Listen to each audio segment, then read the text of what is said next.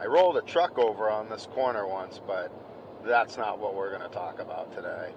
Today we're going to talk about notches. Now, New Hampshire has a lot of notches, but there's only one notch that's known as the Notch. So that's the one we're going to be talking about today, and that's Franconia Notch. So as we come around the corner here and you look off into the distance, you can see Franconia Notch. That whole valley there, at the end of that valley, that's Franconia Notch.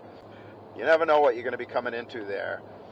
The weather in the Notch is totally different, or can be. The weather on one side of the Notch can be totally different than the weather on the other side of the Notch. Like right here, blue, gray skies and cloudy. We could be seeing blue skies on the other side. It could be a blizzard. We don't know. But that's what we're going to find out. We're going to go up into the Notch, and we're going to tell a couple stories about the Notch, because it's a pretty cool place that's been well documented throughout history and well known about.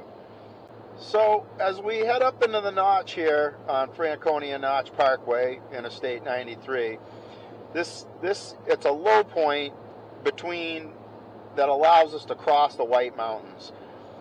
North of here, it divides into the North Country, which is north of the Notch, and, well, everything that's south of the Notch. So it's not the North Country. So we're heading up into the Notch now.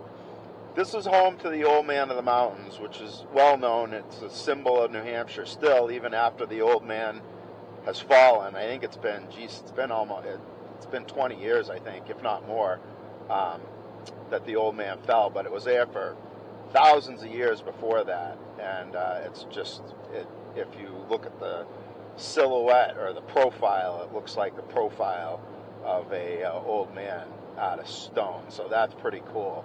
But one of my favorite stories about this, about the Notch here, and this is a true story, and they have a place up here, we'll take a look at that, called Boise Rock. It's named after this guy, Thomas Boise, who was, he was a teamster, I believe, and he was up here one night, and he got caught in ill weather, which, as I mentioned, the Notch is known for bad weather. And when you come through here, I think the pass between the mountains can kind of create weather where there might not be weather in other places. So he was heading through the pass, and the weather became so bad that he could not make it. And he wound up skinning his horse. And he skinned his horse, he wrapped himself in the horse hide, and there's a rock with an outcropping. And he tucked under that rock, wrapped in the horse hide that he made, and he was able to survive the night. And when they came looking for him the next day, he was actually frozen. Not he wasn't frozen, but the horse hide was frozen around him, and they had to cut him out of the horse hide in order to rescue him and bring him back.